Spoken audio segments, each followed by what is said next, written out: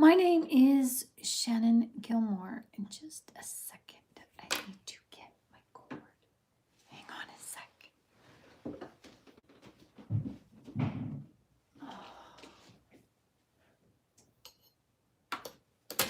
You know this thing? You know this thing? Yeah, this thing. I always forget to plug in my phone. Hi everyone, how you doing? Nice to see you. Welcome to Positively Spiritual. My name is Shannon Gilmore, and it's nice to see you. Hello, Robert. Hello. So I trust everyone had a really good day. I'm doing well, thank you. I'm doing really well. Many insights today, and yeah, I had a good day. Hey there, you. Hello, Resistor. How you doing? Nice to see you. Welcome.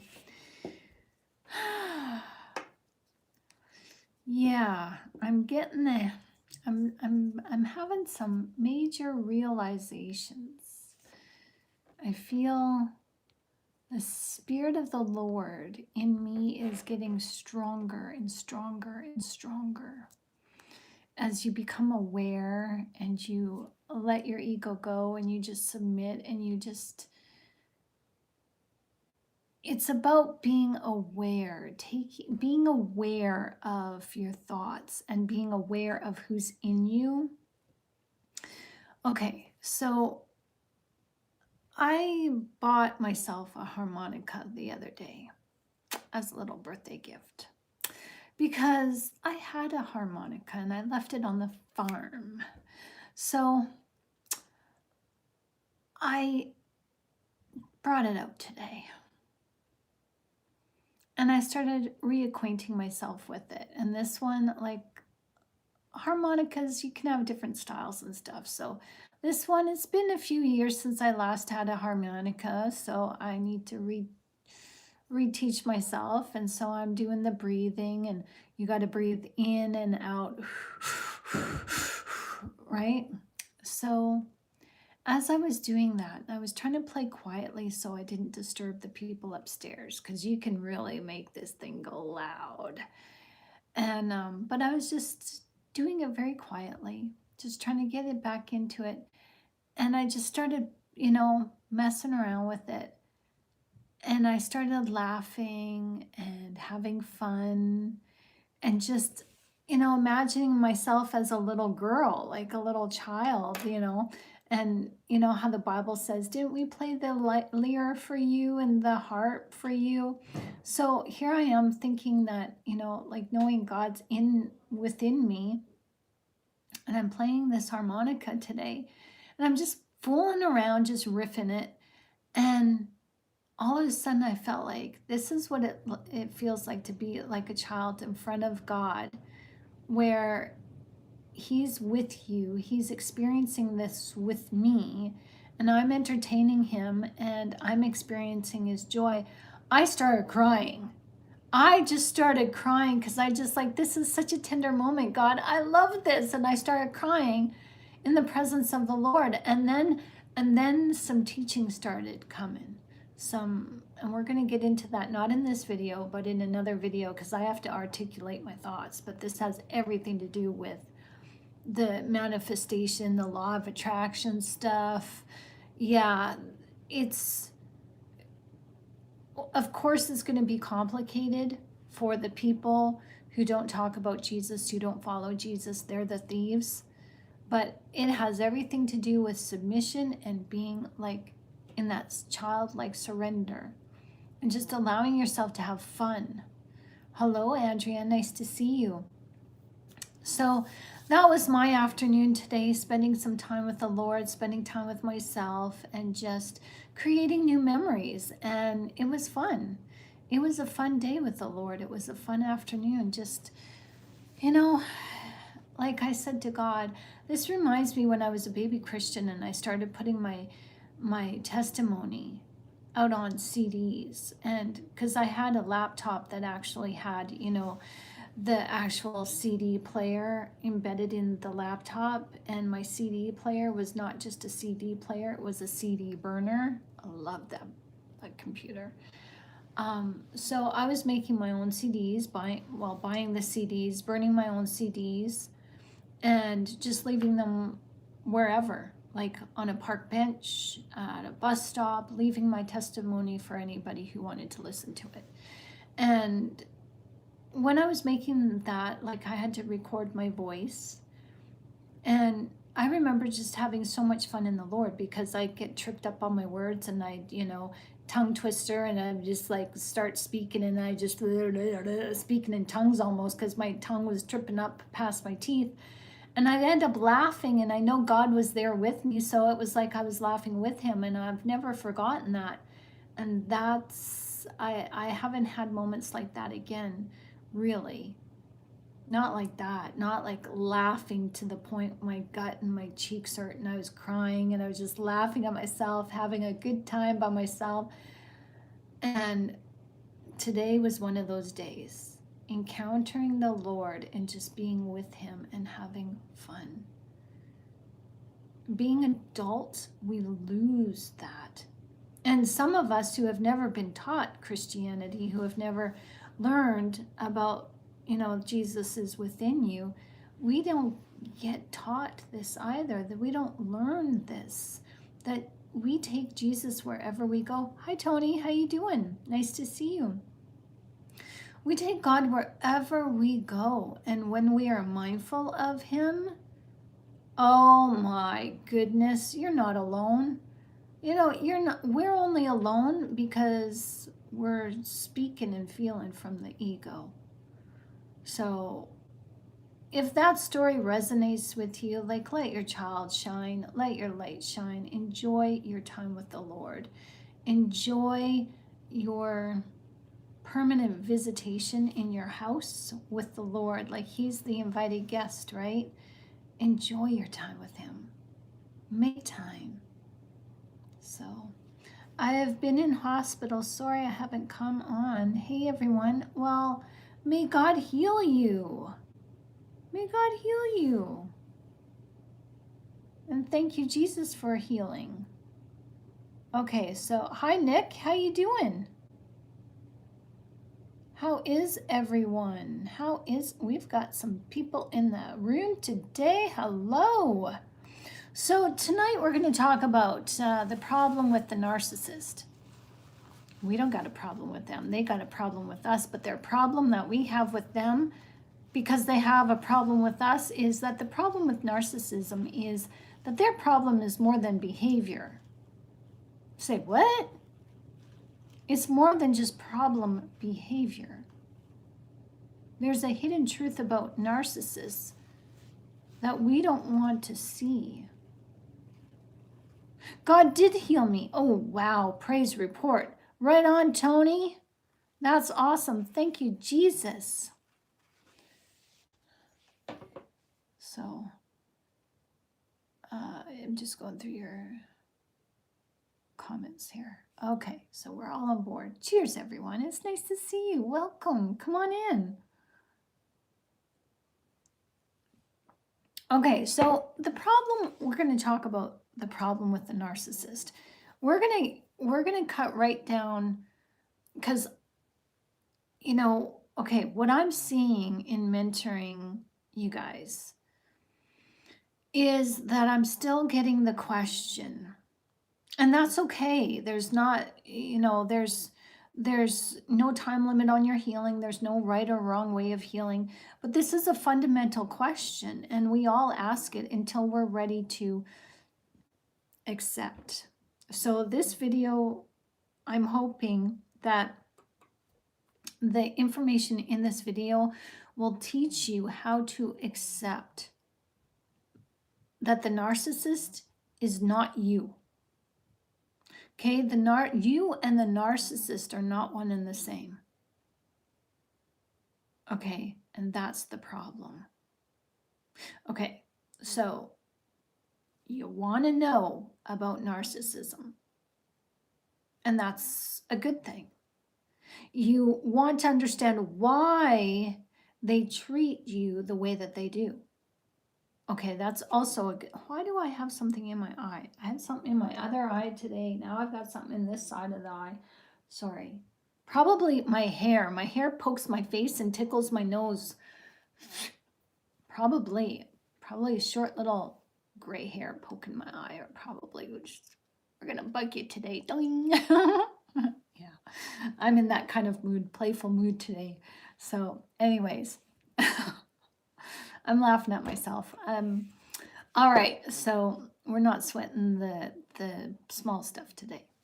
So, you want to know about narcissism. Okay, that's a good thing. And you also want to know why they do what they do. Why do they treat you so horribly? Well, that's also a good thing to know, to figure out and understand. But the thing is, we get stuck on these questions. We get stuck. And when we're stuck, that leads to stagnancy. And stagnancy, well, we're not going anywhere. When you're stagnant, you're not going anywhere. You're stuck. You're stuck. So we've got to unstuck ourselves.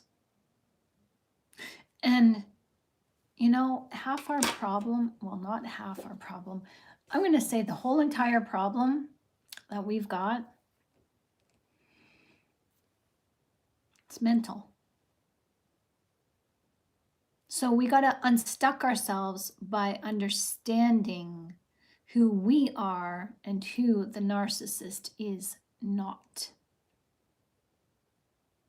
Okay, so like I've said, on this channel, we've talked about that the narcissist reveals to us who we are not. Yeah, we're not them. But today, I want to specifically focus on who they are not, because they are not us.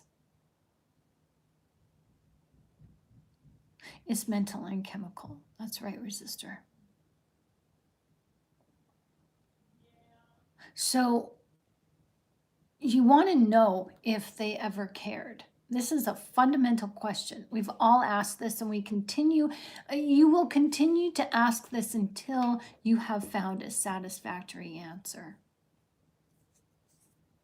And believe it or not, even learning that the narcissist is demonic, that they are of the enemy's children, that's, for some people, that's not a satisfactory answer. But why? Why don't they love me? They're capable of loving somebody else. Oh, honey, no. No, just because they have another relationship doesn't mean that they love that person. It's called supply. What happens when you're in a war? The foot soldiers in the army. Okay, let's just concentrate on the foot soldiers. Does a foot soldier go and defend themselves against one other man or opponent and wield his sword, and when they get the job done, they say, okay, I'm done, and they put their sword back in their sheath and they walk off the battlefield and they say, I'm done. I met my quota today. One person. I defended myself. I defended the nation against the one person. No. We're doing battle with a legion. That means that the enemy keeps coming at you. If it's not that enemy, it's the foot soldiers of the enemy's army. It's another narcissist, and then another one, and then another one, and another one. They keep coming. So if you haven't taken down your enemy, the narcissist, well, they're still healthy enough to go to find somebody else and wage war against that other person. It's not personal. Stop making it personal. And we make it personal because our feelings are involved. Their feelings are not involved.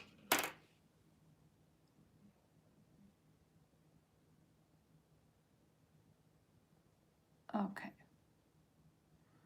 Sorry about that, guys. Hello, Cynthia. How you doing? Nice to see you. So, okay. Yeah, removed. We just had some funky player on here.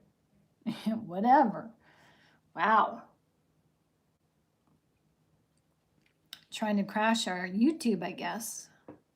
But thank you, Resistor. All right, the guy went down in flames. Hello, Michael. How you doing? Hello, Jonah. How you doing? J. Jonah Jameson. That's so cool. Hi, how you doing? Isn't that Fred Flintstone's boss?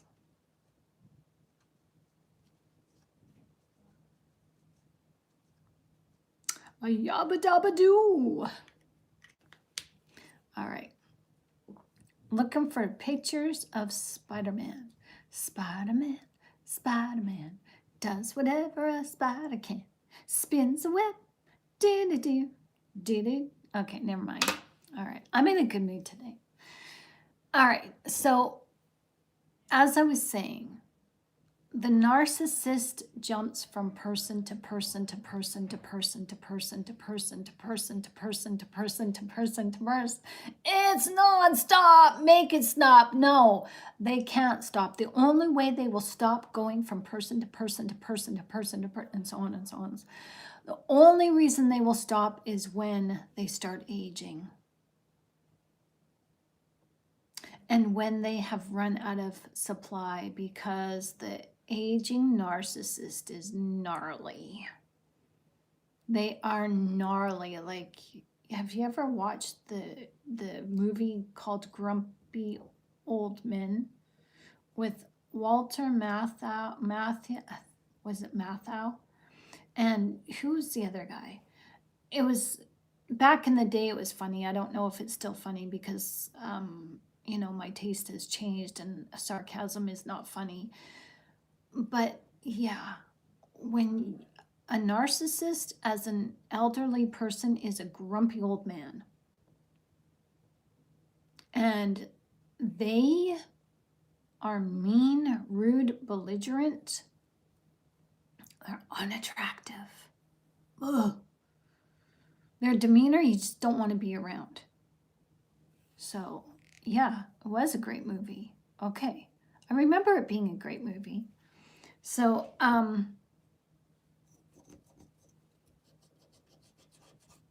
yeah, so I made the mistake. I thought J. Jonah Jameson was Fred Flintstone. No, it wasn't. It was not his boss. It was Spider-Man's boss, right? Spider-Man's boss. So we talked about Flintstones the other day. Somebody mentioned Flintstones on the live last night. So anyways, narcissists are not us.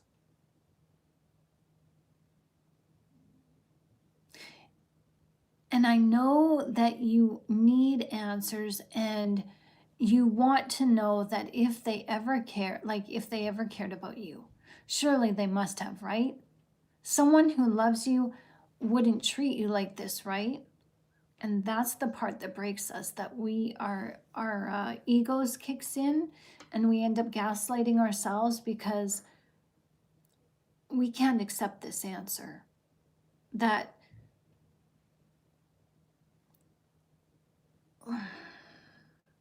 if someone hurt us like this, then what does that mean? It means exactly what it means. They don't love us, but we're not ready to accept that yet. Because that implies that we are unlovable. In our mind, that's what it implies, but that does not mean that we are unlovable. But our ego will try to get us to believe that implication. Oh, if the narcissist doesn't love us, that means that we are unlovable. What makes them so freaking special? Like, seriously, what makes them more special than us? They're deserving of our love, but we're undeserving of their love. And if they treat us horribly, we must have deserved it. Like, our ego is so arrogant to have us believe that crap. Yeah, it's crap. I'm going to say that. It's garbage. Like, it doesn't even make sense. It doesn't pass the logic test. But yet, when we're in our egos, oh yeah, it makes perfect sense. Have you guys ever noticed that? Once you guys, like, maybe you guys, I do this with my Christianity a lot, that, I reflect on who I used to be like 30 years ago, on fire for God, soaking in everything, taking everything in, learning all I can. And now it's like, I'm not so readily available to absorb what everybody else says. I'm willing to listen, but I will like research it for myself. And so, like, the more you mature, Frank, thank you. That's so nice of you. Thank you for that donation. That's awesome. Thank you, Frank. I'd tip my hat off to you, but I'm not wearing a hat. So thank you. That's so nice. So now I forgot what I was saying. All right. Yeah, so you may find that when you're mature in your faith, it's actually really difficult to go back into the mindset of what you were first thinking when you were a baby Christian. Because you reflect and you think to yourself, what was I thinking? Like, not to insult yourself, but just what was I thinking? Like, how did I come up with that?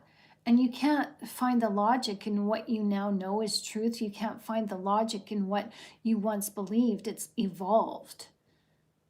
And that's what happens with us learning about narcissism. Your knowledge will evolve. And as your knowledge evolves, so will your maturity.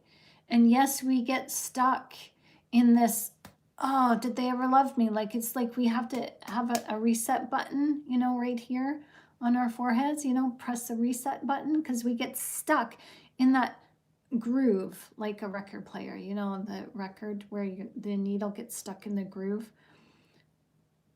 It's like we get stuck and we can't get our way out of it. Like, we can't find a way out of it. We just keep asking the same question. Did they ever love me? Did they ever want me? Did they ever need me? Did they ever like me?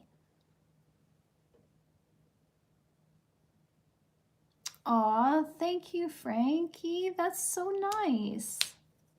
That's so awesome. Thank you for that compliment. That's so nice.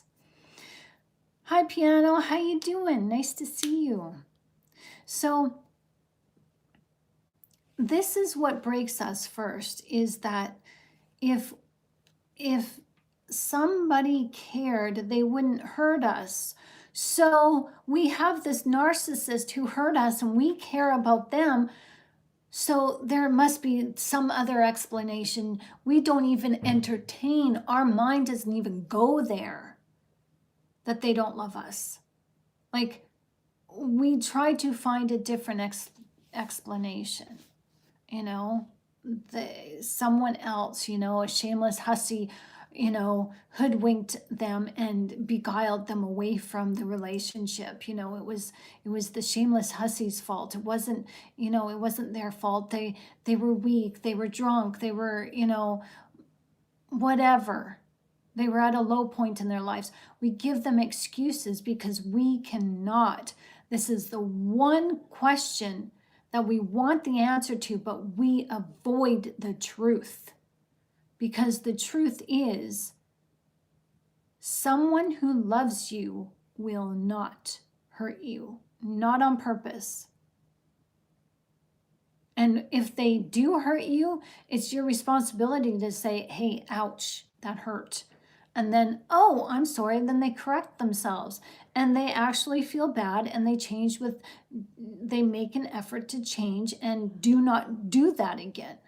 Now that they know what hurts you, they're going to be very careful not to hurt you again.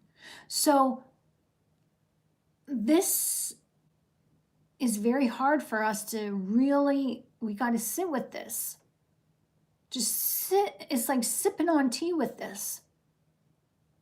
Somebody who loves you, who truly, truly loves you, will never, ever, ever, ever hurt you on purpose. Whether that's physical or emotional, never on purpose. So we search for deeper meanings, the hidden motives, the secret wounds, anything to avoid the simplest and most painful truth of it all.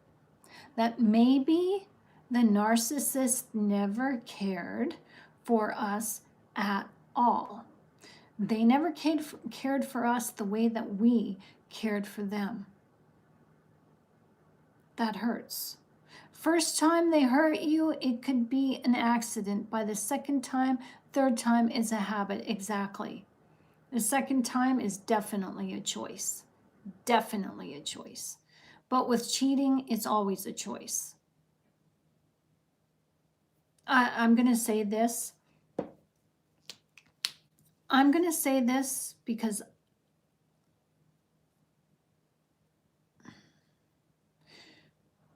a person who cheats is looking for an escape. They don't want to take responsibility. And I've been cheated on. And yes, I cheated on somebody. Not my husband, though. No, didn't cheat on him. I was loyal to him because I knew what it was like to. I cheated on a relationship before my husband came along, and I recognized why I did it, and I was looking for love in the wrong places, not excusing it. But God worked on me about that, and I had to, it was a trauma response. I was looking for an escape. I couldn't take responsibility. And so when I was cheated on in my marriage, I was just like, karma, shoot, this freaking hurts. Yeah, it twisted me sideways, upside down.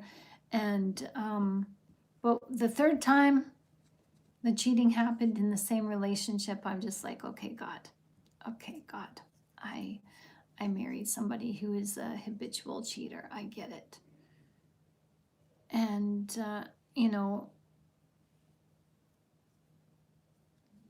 there are sometimes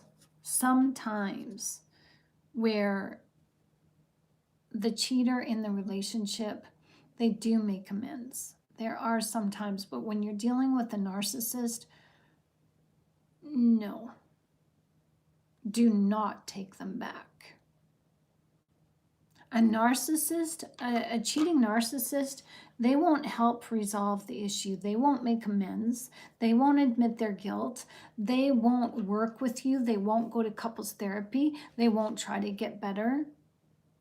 They'll just expect you to, they think that their confession is, I confess to you, so what's the problem? Situation's over now. Nothing more can be done.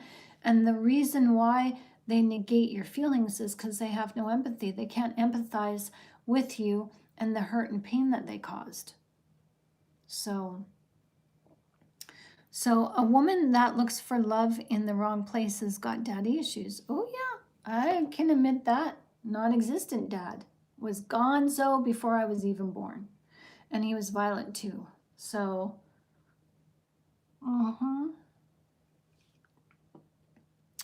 yeah, so yeah, my ex only wanted me to go to therapy. I told her, sure, if you come with me. She never brought it up again. Exactly. That's what we talked about last night, or not last night, sorry, this afternoon in our live, where, they'll, this is a manipulation tactic. Oh, you need therapy. You need to go to therapy. They use psychology and the psychology terms against you. So understand that the narcissist, somebody who hurts you, somebody who's willing to talk about you behind your back, somebody who's willing to cheat on you, somebody who's willing to undermine you, somebody who is willing to,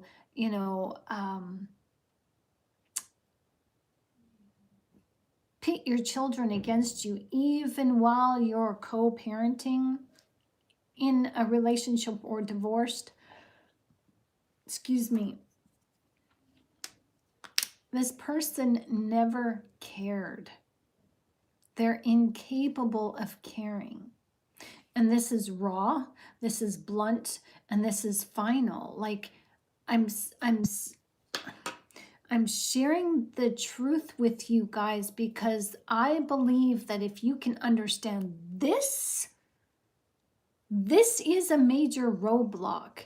If you're still stuck at this, and this is one of the fundamental questions that we always ask when we're hurt.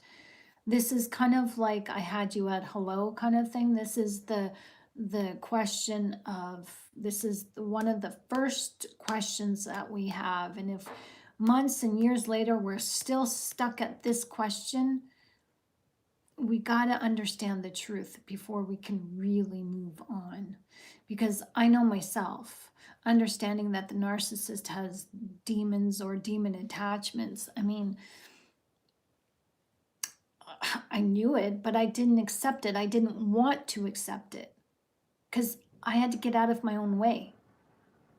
Because I still thought somewhere inside of me I could rescue them. We're not here to rescue anybody. We're not here to rescue. We're here to live. We're here to shine the light. We're here to live as God wants us to live and bring unconditional love to the hurting. Wouldn't you say that people who are lost are people who don't know but need unconditional love? And that's, I'm not talking about the narcissist. Yeah, they don't know and they need unconditional love, but they've rejected it. You know, people who, I'm talking about people who want unconditional love, but they don't know what it looks like. They've never known it, or maybe they had it and they've forgotten about it. They're the lost ones. We've all been lost. So understanding this, that the narcissist does not love. Go look at yourself in the mirror and speak to yourself. Stare at yourself in the eyes. The narcissist does not love you, honey. They never did. How does that make you feel? Like, really? Just because you feel like you're worthless doesn't mean you're worthless. Just because you feel unlovable doesn't mean that you are unlovable. This is just a feeling. And this feeling is coming up from somewhere else that has nothing to do with what the narcissist did to you. So you go searching out that thread and you'll find your healing. So we got to stop rationalizing their behavior, because we convince ourselves that there must be a reason why someone who claimed to love us has caused us so much harm. It can't be as straightforward as this, that some people do not have the capacity to care beyond what benefits them. That's really it? That's really it? They're just cowards, says Michael. Yeah. My wife has hurt me so many times, verbally, never apologized. She can sit for hours playing on her phone without saying a word. Yeah, that is cruel. That is cruel, Michael. I'm sorry, piano. But see, narcissists, they will never apologize. Why is that? Because they don't care. But why don't they care? Why? Why do they not care?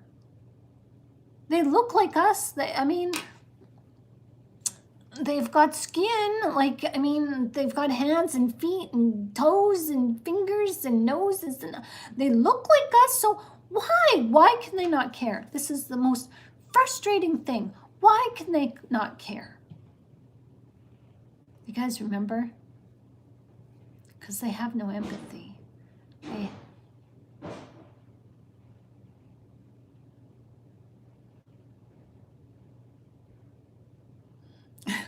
I want to, never mind, there was just some banging going on. So they have no empathy. That's something that we tend to forget. A narcissist cannot love because they have no empathy. And yeah, it's as straightforward as that. So, because they have no empathy, okay, so here it is. When we don't recognize that the narcissist is not like us, when we assume that they are like us, we assume that they have empathy, we what makes a person not care? Is it trauma? Maybe some mental disorder, maybe maybe it's narcissism. Maybe it's that personality disorder psychologists call narcissism. Maybe that's it. Maybe there's a cure. Maybe that person just needs therapy. Okay, well, here's the truth.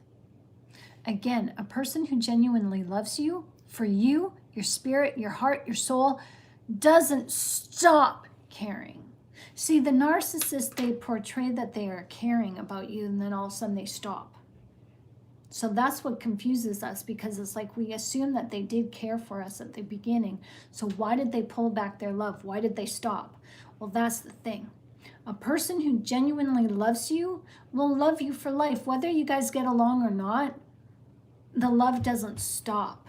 They love you for you, your spirit, your heart, your soul. And you guys find a way to make it work. You work around your differences. You compromise. You don't compromise your moral integrity, but you make compromises. You allow each other to be who you need to be. It doesn't change the love that you have for each other. But see, the narcissists, they don't switch off affection like a light. That's what we think. Their affection isn't switched on. They don't discard people who matter. They don't hurt you and then justify it. I mean, they don't blame you for the pain that they caused in the way of, like a healthy person doesn't blame you for the pain that they caused. They don't hurt you and justify it. That's what a narcissist does. But we think, because a narcissist, well, they switch off their love, like the trauma bonding, right? One minute they love us, the next minute they don't. The next minute, it's back and forth, this push and pull. So do they love us? Do they not? Do they love me? We're pulling apart this flower. He loves me not. He loves me. He loves me not. It's just stop. Like, we want the merry-go-round, the roller coaster ride of this. This isn't healthy. Surely we know that this is not healthy. Well, okay, so the narcissist, they seem like they switch their affection off like a light. They seem like they can discard people who matter to them. It seems like they hurt us and justify it, and we give them leniencies. But we're putting up with this because we've never known real love. We're putting up with this because we've never really known what consistent love is. We're putting up with this behavior and rationalizing their behavior because real love takes responsibility. So we've never had anybody take responsibility for us, for loving us, for taking care of us. So the narcissists, well, they've never loved us in the way that we need love. So we've become accustomed, acclimatized, you would say. We've gotten used to it. Just because we're used to it doesn't mean that it's good. Have you ever said to somebody, somebody says to you, I don't know why they treat you like that. That's harsh. And you're like, it's okay, I'm used to it. It's not okay. Just because you're used to it doesn't make it okay. The narcissist you think was attracted to you as a person, but they were attracted to what you provided. And that's why it feels like they stopped caring for you. But they never cared in the first place. They needed you for your empathy so that they could weaponize your empathy. They needed your warmth and your caringness and your compassion so that they could weaponize that against you. They needed your light so that you, okay. You know, when you get bit by a tick or stung by a mosquito, parasites always inject an anti-venom or something inside of you so that you don't notice that they're harvesting from you. Well, guess what? That's the parasitic nature of the narcissist. That's exactly what they're doing to us. They use our empathy back on us. They weaponize our empathy so that we're feeding off of our empathy and it's surrounding the wound while they suck and harvest and siphon our energy. So we're feeling that. We're feeling the harvest of that energy by us engaging in those negative feelings. But we're tolerating it because our empathy is tolerating it. Our empathy is nurturing and monitoring on a spiritual level so that we're not taken down to ground level to the point where we feel like we're not fit to live, if you know what I mean. Now, some narcissists do take people down to that level. But there's a reason why you're here. There's a reason why we're all here. And the narcissist, they, like a tick, like a mosquito, they inject an anti-venom in us just long enough so we don't feel the damage right away. The damage we notice comes sometimes days, weeks, months, even years later.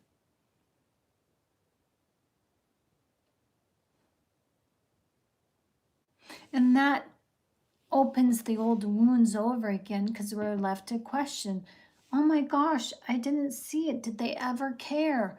No. I know I'm going on and on and on and on and on about this, but we need to know this, please. Please, please, please. Understand this. They never cared in a healthy way. They lured you in for selfish reasons. Hi, Mr. Osgood. How you doing? I was reading that, Frankie. I was reading that. I just put my eyes on it and boom, it's gone. Didn't even have to register the first word. So that's right on. Okay, next month will be a year. I can't believe how time flew, a very painful, challenging year. Yeah, but you've made it through and you've gained a lot of people in your corner. You know, we're family, right? So you've got a lot of people who are supporting you. You're loved, you're cared for, you matter. And, you know, so, which reminds me, if you guys are finding yourself alone this holiday season, for whatever reason, maybe you don't celebrate the holidays, you can't be with family or friends, or maybe this holiday is a little bit too much for you to bear, because it reminds you of things of what you went through with your narcissist or family or whatever. You're welcome to spend the time here with us because we are open. We will be doing lives here on New Year's Eve, Christmas Day. We will be here for you, okay? You're not alone. So, hi, how do I say your name? Mr. Dan. Okay, I'm going to call you Dan. It's never so black and white like you say. No, it's not. As like I said, there's many questions, but this is one of the fundamental questions that we all ask. It's a common question. Did the narcissist ever love me? And if you're new here to the channel, I invite you to watch our videos because we do get into it. We get into the complicated nature of narcissism, and we address the questions, we address the nuances, we take a look. So the thing is, with the narcissist, they have no empathy. We know that. But can we accept it? Can you accept that the narcissist is not like you? We're going to get into that. Because their attention and affection for you has nothing to do with you. You were somebody before they came along. You are somebody after they left you. As come to think of it, were they there at your birth? Aside from if you're dealing with a narcissistic parent, I'm talking about like, narcissistic friend or spouse. Did they have a say in you coming to this earth? Did they plan and plot your birth and channel a way for you to get here?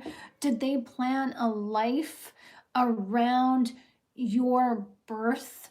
Did they buy cribs and set aside money for a college fund? Did they plan your years of, when they're 3 years old, we're going to start getting them into baseball? Did the narcissist really do that? Then what the heck do they have any business controlling the fact that you are worthy or not? They have no business. They have no jurisdiction over that because they did not make you. They didn't plan for your arrival. They did not pave the way. They didn't secure your life down. They didn't drive you back and forth to school. They didn't nurture you through your younger years. So who the heck are they to tell you and dictate to you? Nobody's gonna love you like I love you. You know what? I'm glad that you're lucky to have me because nobody else will take you. Who the hell are they? They're a hellhound. And they have no right to your life.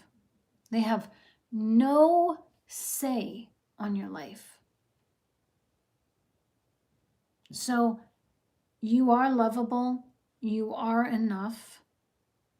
You have a smile that lights up a room.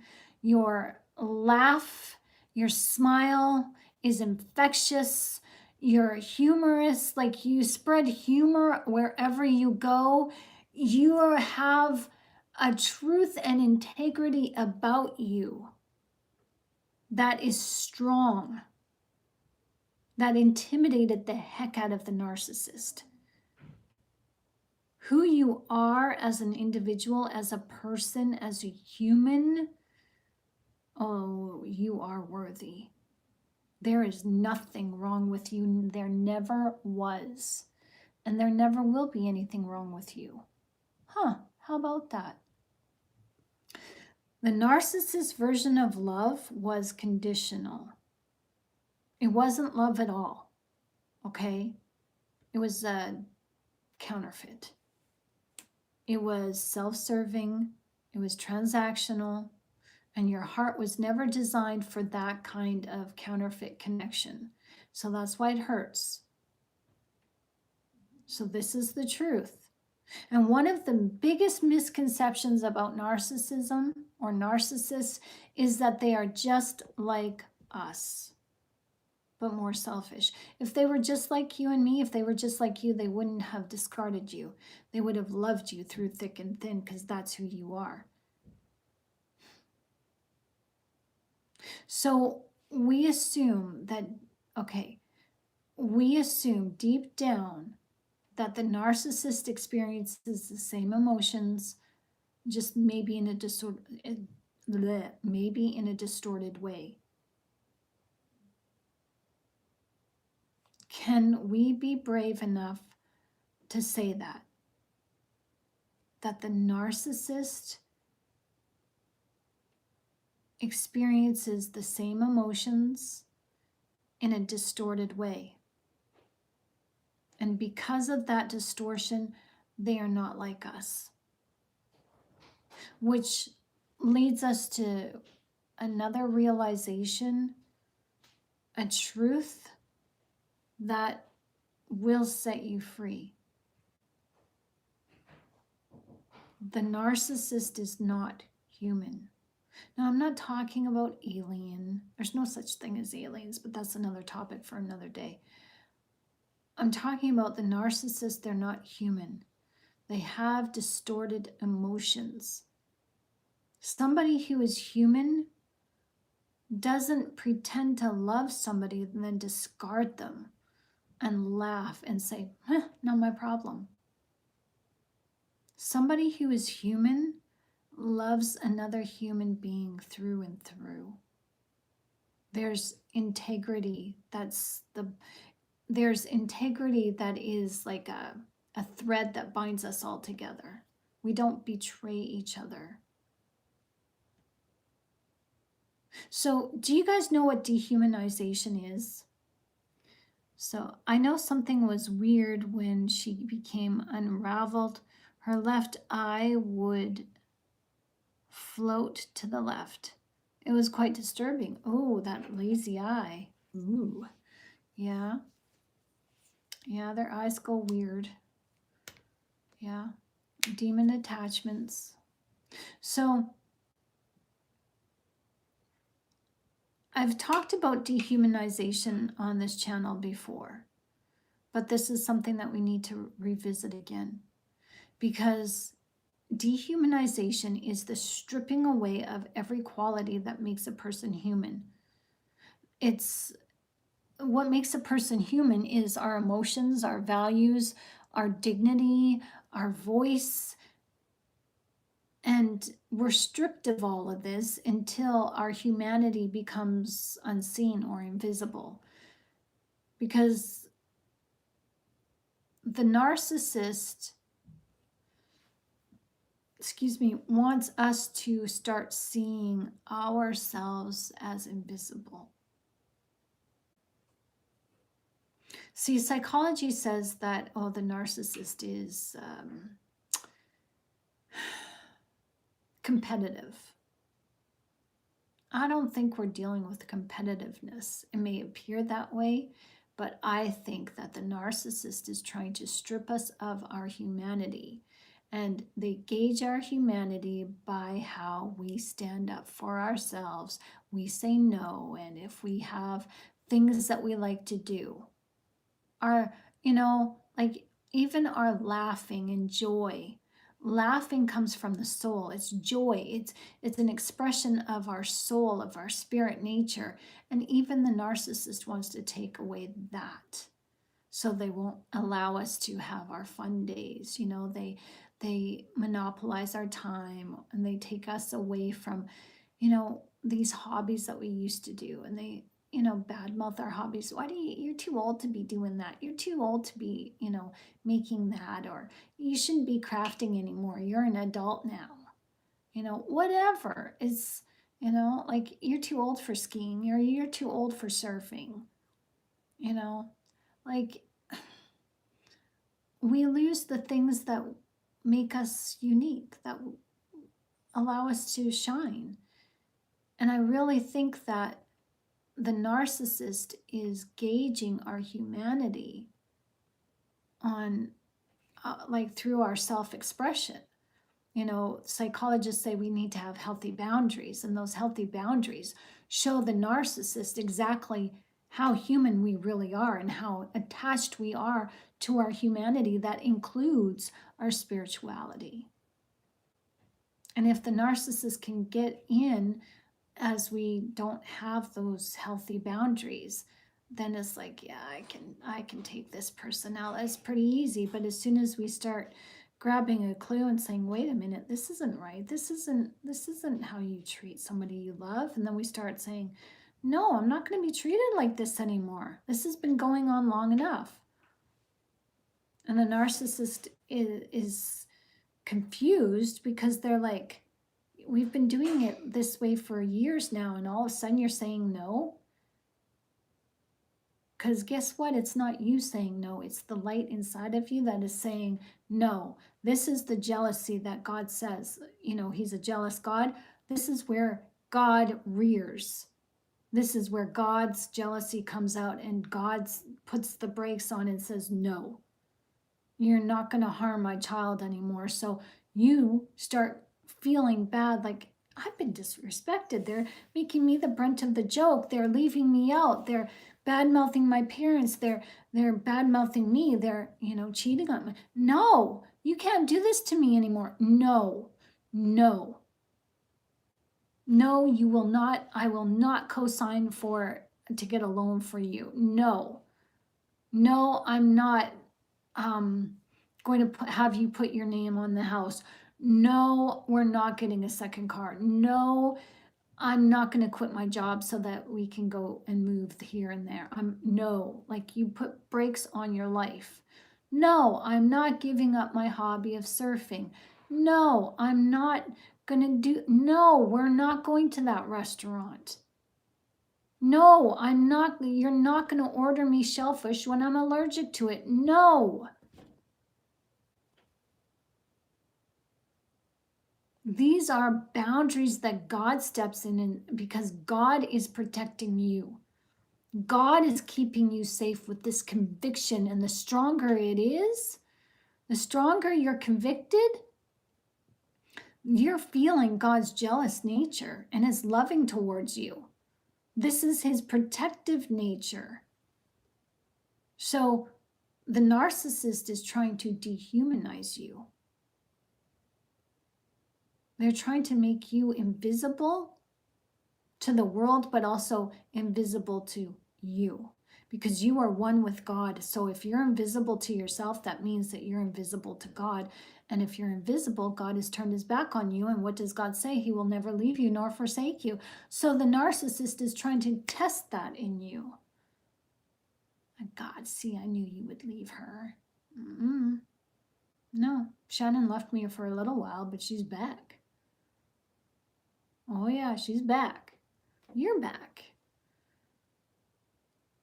So God is understanding. He will not leave us. He won't forsake us. And the narcissist is so sure that we will leave we will leave God for good, or God will leave us. And no.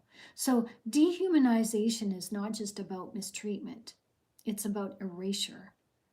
It's the psychological act of turning a living, breathing soul into an object. As we know, narcissists objectify people. So they turn us into objects that can be used, dismissed, or destroyed without any consequence of guilt. So is this making sense? Can you understand now why the narcissist does not love you? Jesus said they will hate you because of me. They're trying to dehumanize us because of God. And this is what we must accept. I'm not saying this like this isn't my law, but he's going to help you. You guys can accept it or not, but I'm telling you, if you accept this, you're well on your way. You're well on your way to leaving the narcissist behind and transcending all this bullshit antics. So they try to strip us of our humanity, to make us obsolete, so that they don't have to take responsibility for the harm that they cause us. Why? Because a dehumanized being can't hurt if there is no humanity left within them to hurt. They want us to become dehumanized because they are dehumanized. A dehumanized being can only dehumanize another being, because a dehumanized being cannot see our humanity. They can't see it. So the narcissist is a dehumanized person. They have been stripped of everything that would make them human, and God has turned his back on them.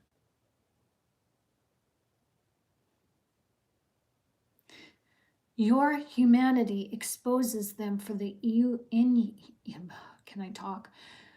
Your humanity exposes the narcissist for the inhumane and dehumanized individual that they are. You can't become what they are. Your compassion, your empathy, your softness are from God, and God is in you. You still have the ability to feel these things. These are from God. This is God's nature, and He's sharing Himself with you so that you become who He is. So this is your God-given ability to feel. These qualities make them feel shame, and where there is shame, there is, responsibility or punishment. If not responsibility, at least punishment, or maybe even discipline. So the narcissist doesn't want to, they can't change. So what does a parent do to a child who can't change? Yeah, whip that child into shape, right? Discipline. What does the army do? Discipline. Drop and give me 20. Left, right, hup, like you're marching, right? So that's discipline. The narcissist can't do that. They have to be in control. They can't have somebody control them. So they can't take responsibility. They can't take the punishment. They won't even allow themselves to be disciplined. So the good qualities within us highlight the cruelty of their behavior. These qualities that we have force them to see the truth. A truth that maybe they will acknowledge, or maybe they don't. Maybe they just ignore. But the fact is, this truth is the truth. They are not us. We are not them. They hate us because they can no longer be us, or they can't be us. God said in Genesis chapter 3, verse 15, I will put enmity between your seed and hers. So narcissists run from the truth like it's fire, because it is. They try to strip you down of your truth so that they can stop burning. Because when they're in your presence, they hurt. We think of a fire as it burns our skin. Well, think of a spiritual fire that burns their soul. The spiritual fire is known as truth. It's known as empathy. It's known as compassion and caring and loving. Everything that is in 1 Corinthians chapter 13, verses 4 through 8, unconditional love burns the narcissist to the core. This fire for us is refining. This fire for us, we can withstand it, but they can't. It's hellfire to them. So They try to dehumanize you and strip you of these qualities that burn them so they will stop burning. They try to basically dim your light. So it's not so bright, you know how the vampire and sunlight, yeah, that's you and the narcissist. The more you express your joy, and they get all mad. They get all upset. Their feelings get hurt. They get mad and grumpy. So this is why they run from us.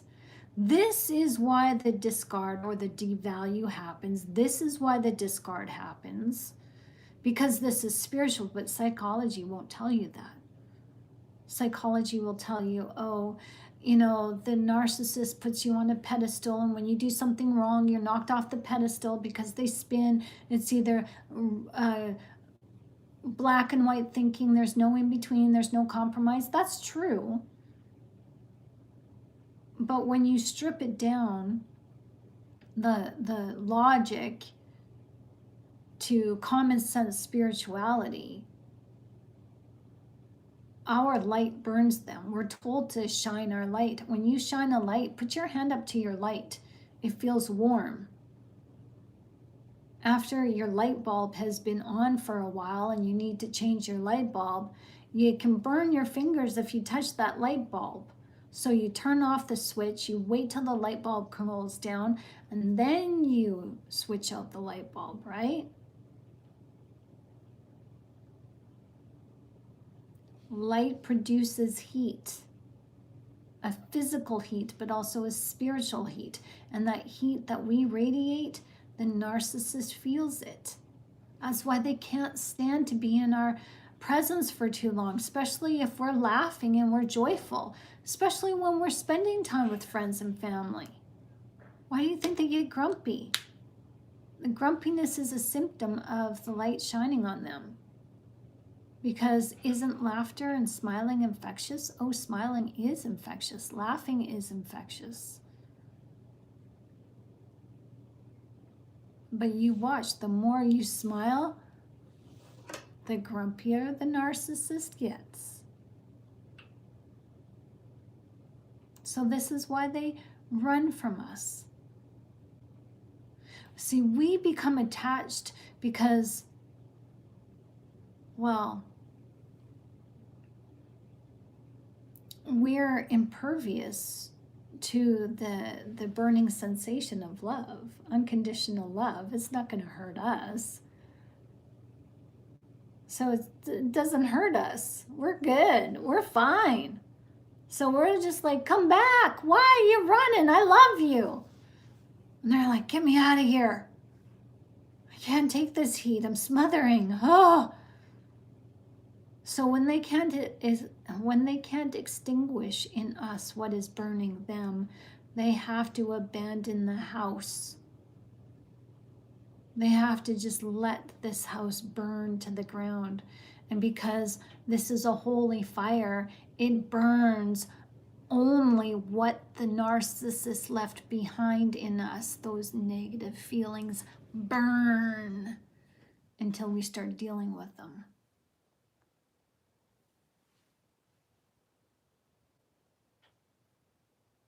So, a narcissist wants your humanity unrecognizable to you.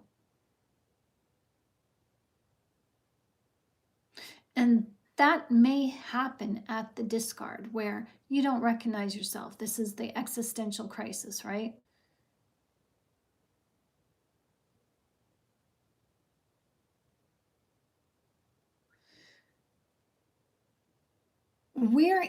Okay, here's the thing. The narcissist is in denial of our true nature. We're in denial of their true nature. They're in denial of their true nature. But when we become aware of our true nature, we're not in denial of it, we're accepting. We're only in denial of our true nature because we don't know our true nature. The narcissist knows exactly who they are. If a narcissist asks you, am I a narcissist? They already know the answer. They know they're a narcissist. They just want to know if you know. And if you do you agree and say, yeah, I think you're a narcissist, look out. It's a setup. Don't fall for it. Just say, I'm not qualified to give that assessment. I'm not a therapist. Because once the narcissist knows that you know that they're a narcissist, they're going to get worse. The revenge for them is sweeter when they know you know who they are. And it hurts. So a dehumanized being can't be hurt because it's the humanity in the individual that makes them human that is hurt. And the narcissist convinces themselves that, you know, we're not human. They treat us like objects because if we're not human, then they can own us. But you are human. But you're not just flesh, you're flesh and spirit. And I hope you can see that the narcissist never loved you. And your humanity is not theirs to erase. Your humanity is God-given, so you are worthy. Who you are is indestructible because God is in you. And you'll see that the moment you start remembering who you are. But to remember who you are, you have to start letting go of the false narrative that the narcissist loved you. Can you do that? Can you? Are you willing to? Now, nobody's forcing you to believe what you don't want to believe, or, you know, it's up to you. You believe what you want. You heal how you want to heal. You progress how you want to progress, and we're here for you when and if you need us. That's what this channel is here for. But I'm telling you, narcissists look human. They speak like us. Well, okay.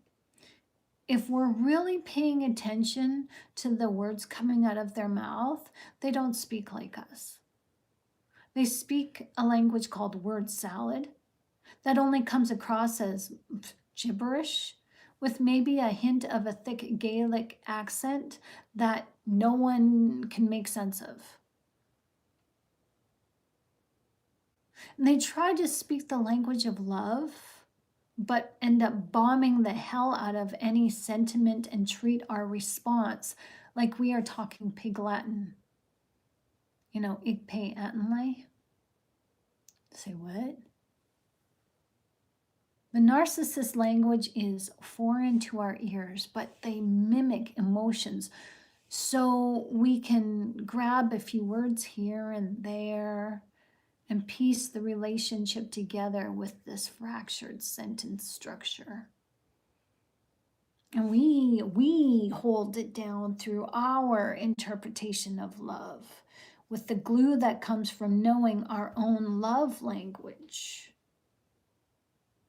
See, the narcissist mimics emotions, but inside they lack something crucial. The ability to self-assess with, you guys know this, empathy. Without empathy, they cannot be and will never, ever be human again. So let them go. Let them go. How? How do I let the narcissist go? We've loved them for so long.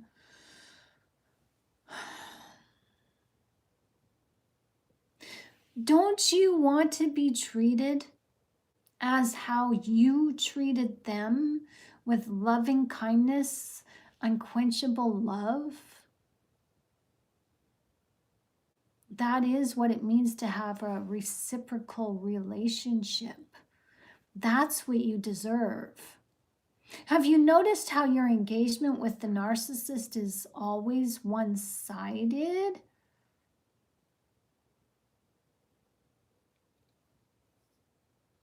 Like, seriously.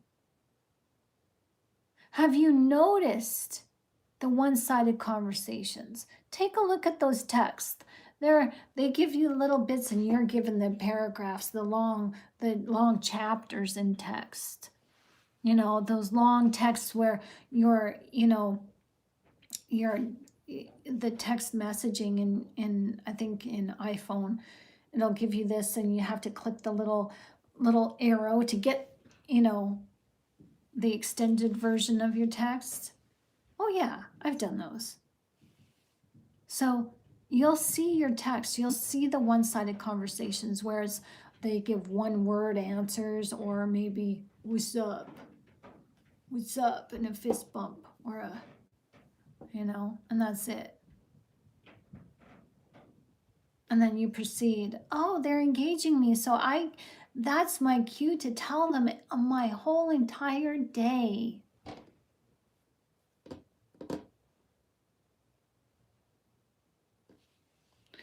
There's the one-sided connections where you're reaching out to them, want connection, and they just return with, what's up? There's the one-sided vulnerability. What's up? And I'm telling you, the one-sided nature is lopsided. You're like, they're weighing the relationship down and you're like trying to hold it together. And you're hanging on by a thread, and yet that thread just is like so thin, but yet it's so strong because you just believe in love. And you can't correct them. Can't you say anything more to me than what's up? What's up? No, I'm not talking. Can we have a decent conversation? I don't know. What do you want to talk about? What's on your mind? I don't know. What are you thinking right now? Nothing. Really? How was your day? Good. What did you do all day? Nothing. Seriously? Do you just not want to talk to me, or are you that just vague or dense? But you can't say that because they'll get offended.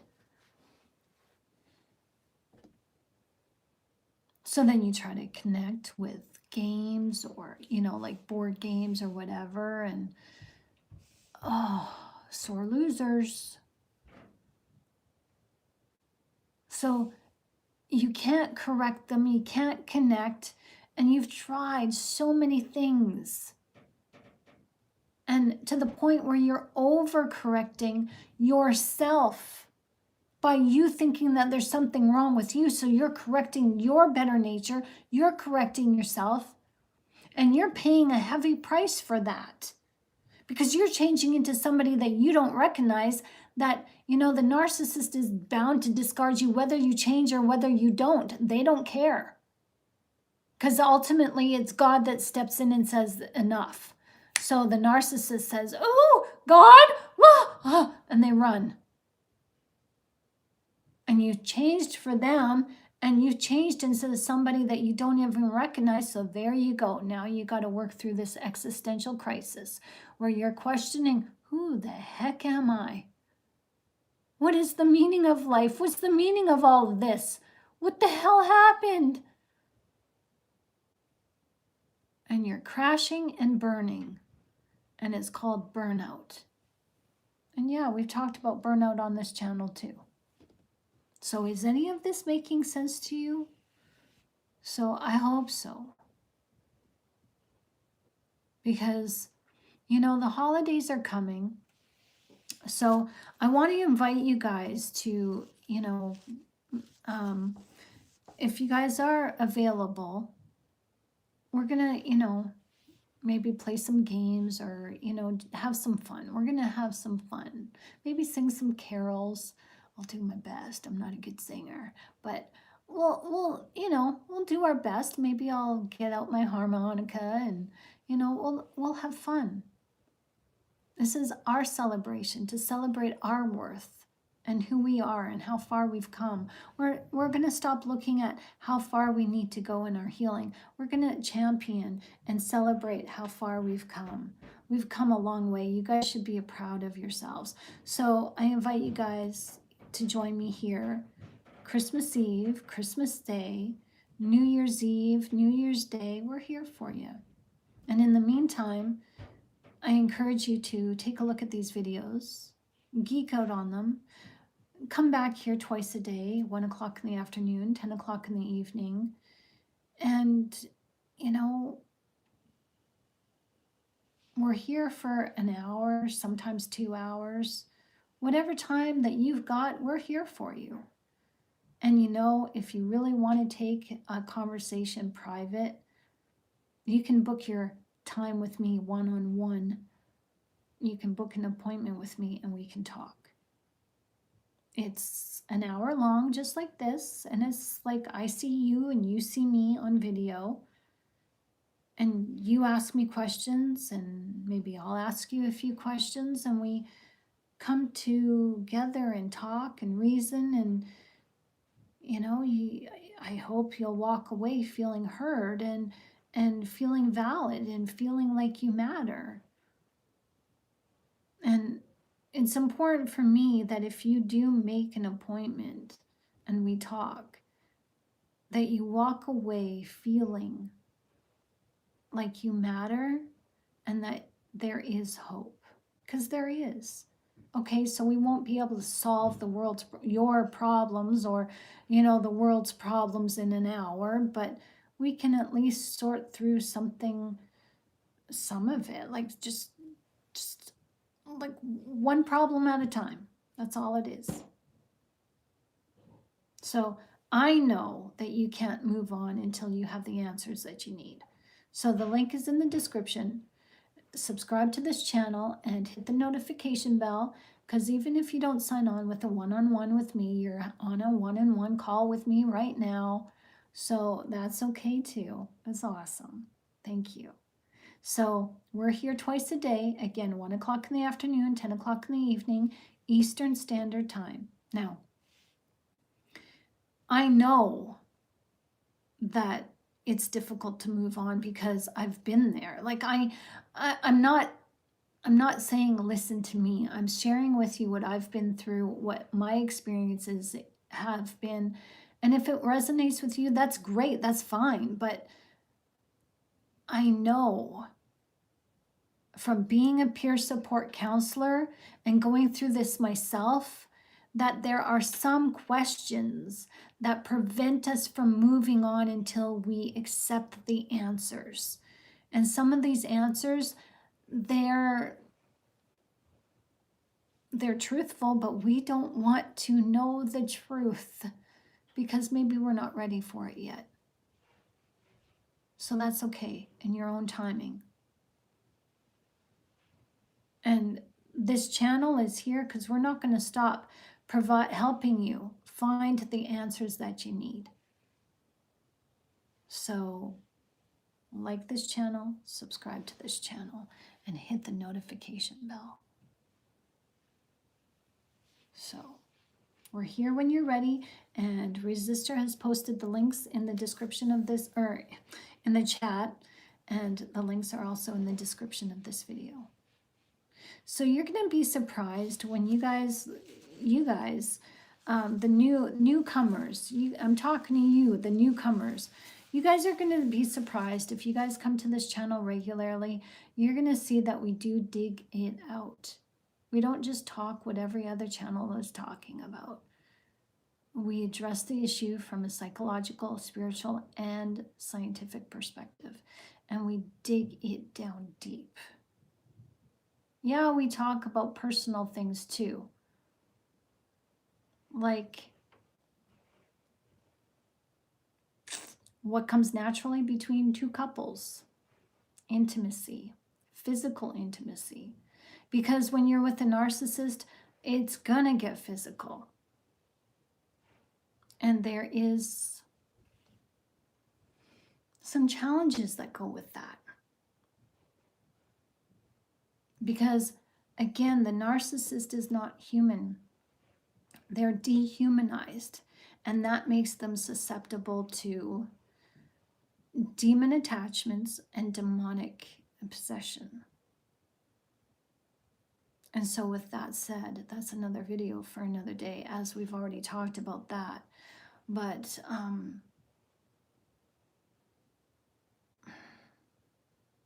we've got to get over this question, did the narcissist ever love me? No, they didn't. No, they didn't. No, no, no, no, no, no. Can I say that again? No. I know it hurts to hear that, especially if this is the father or mother of your child. Maybe this is even your own parents. No, they didn't love you. But I'm telling you, if they could love you, they would. Does that help you? Because that's also honest. If they were capable of loving you, they would. And so you take that and you start loving yourself like they would love you if they loved you. You keep their memory alive in you because of who you are. You are unconditional love. Just because they don't love you doesn't mean that you stop loving them. Who you thought you were loving is who they would have been had they had love and empathy in them. So I want to leave you with that. Celebrate that, because that's still a part of you. That's a truth in you that's never going to die.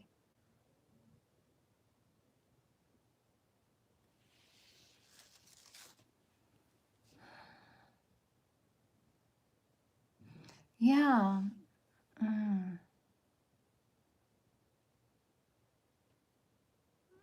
A Snoop Dogg. I don't listen to Snoop Dogg.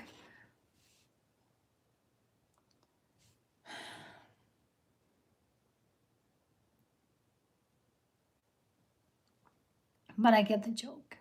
That's a cute joke. Ha ha, funny, funny. So, you don't love me, you love the idea of me. Amen. Yes, Andrea, yeah.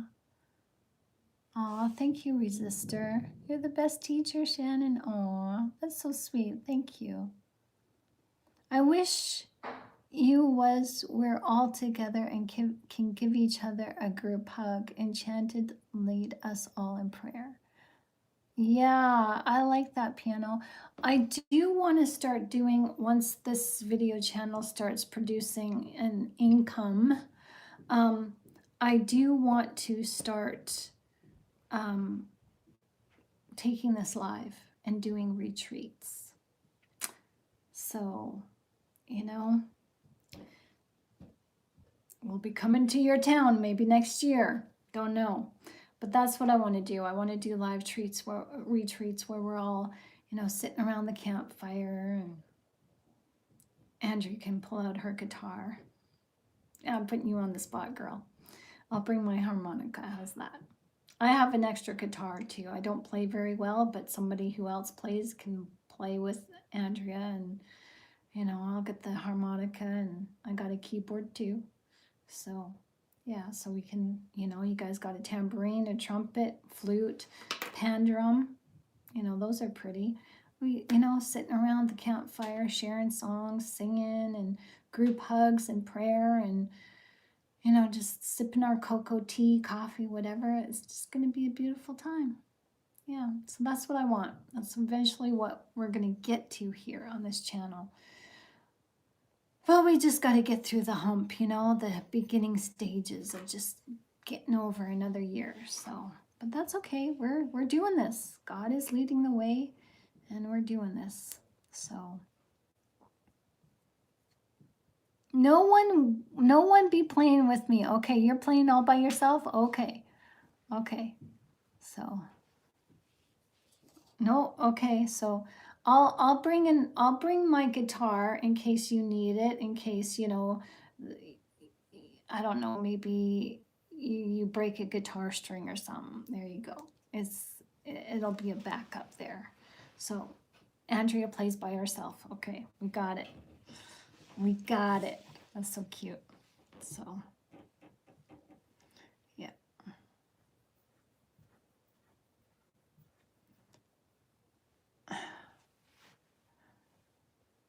Oh, I get the joke. Yeah, that was rated. That went over my head. Which way did he go, George? That just went right over my head. Like, I am so not adult today. I'm not doing adulting today, obviously. I'm still, oh my gosh, I can't believe it. Yeah, that was a good one. That was a good one. I like that. That was good.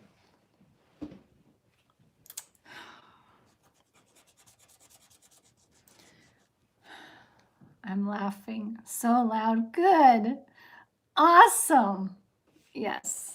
You do need the laugh. Awesome. That's awesome. I'm so happy.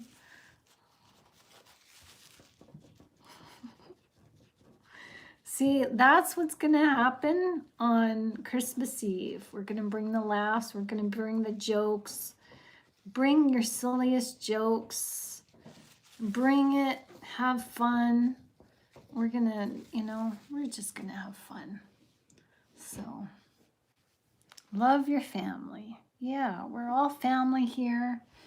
And yeah, it's all good. All good. So, I need to go get my Bible. You guys hang on just a sec. Oh.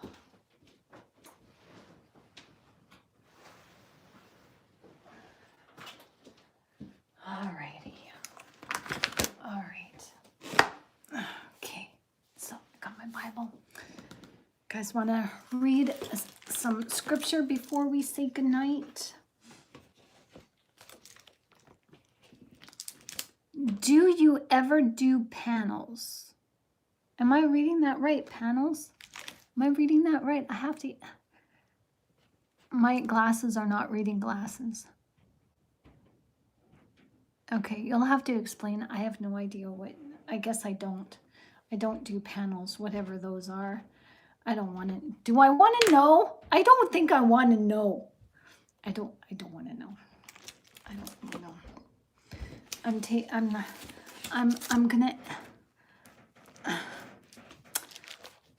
just gonna stay quiet. I know nothing. I know nothing.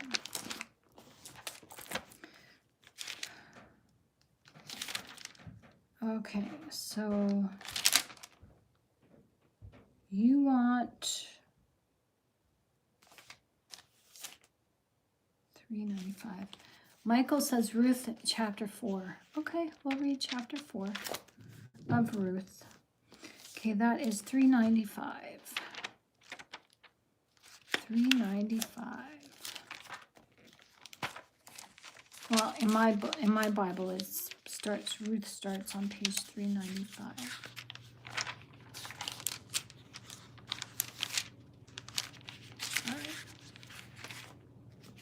Oh, Boaz marries Ruth. Oh, men,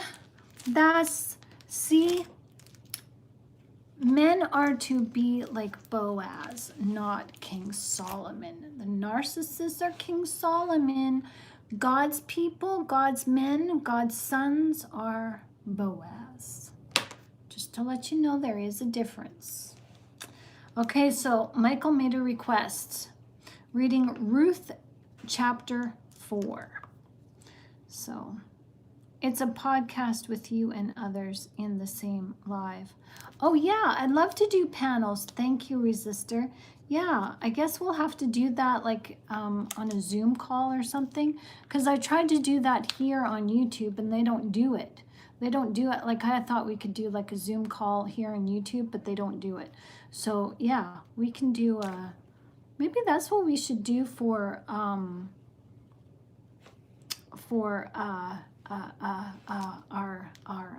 I'm stuck. Repeat, reset button. For our Christmas party, our Christmas gathering, we should maybe do a Zoom call. Let's see how much Zoom call. I wrote that down. So, yeah. So thank you for that suggestion. All right, so we are going to read Ruth chapter 4. Boaz marries Ruth. Meanwhile, Boaz went up to the town gate and sat down there, just as the guardian redeemer he had mentioned came along. Boaz said, "Come over here, my friend, and sit down." So he went over and sat down.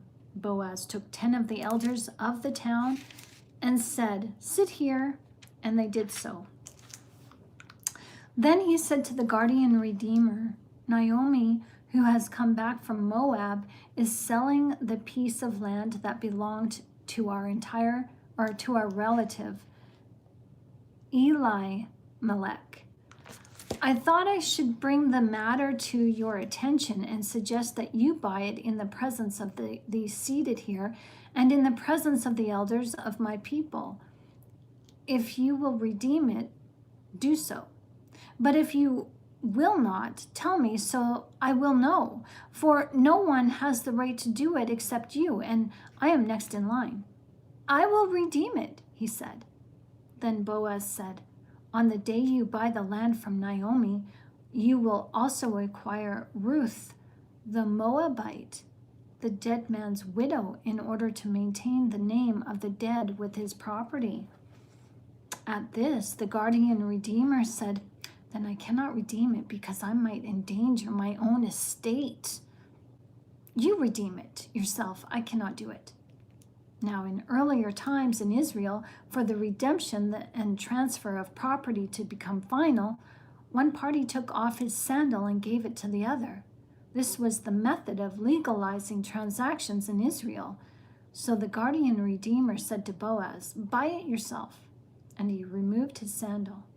Then Boaz announced to the elders and all the people, "Today you are witnesses that I have bought from Naomi all the property of Elimelech, Kilion, and Mathlon. I have also acquired Ruth, the Moabite, Mahlon's widow, as my wife, in order to maintain the name of the dead with his property, so that his name will not disappear from among his family or from his hometown. Today you are witnesses." Then the elders and all the people at the gate said, "We are witnesses. May the Lord make the woman who is coming to your home like Rachel and Leah, who together built up the family of Israel, who together built up I read that again. May you have standing in Ephrath and be famous in Bethlehem. Through the offspring the Lord gives you by his young woman. May your family be like that of Perez, whom Tamar bore to Judah." Ooh. So Boaz took Ruth, and she became his wife.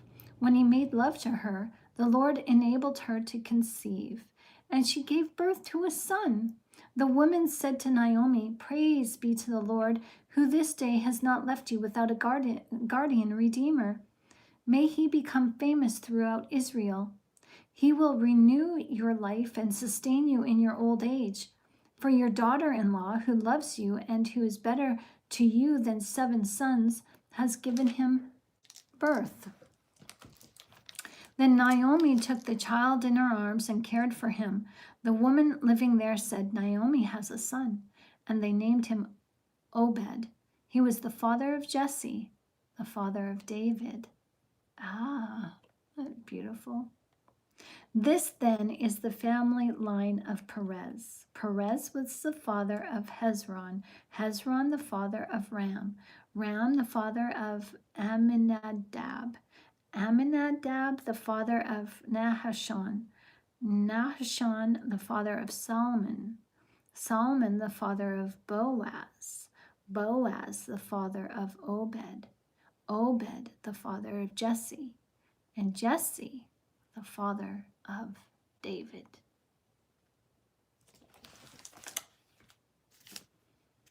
That was a good chapter. That was a good chapter.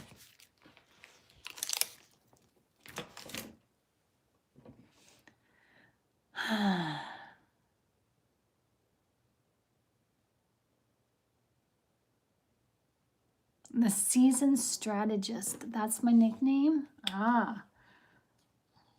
Okay.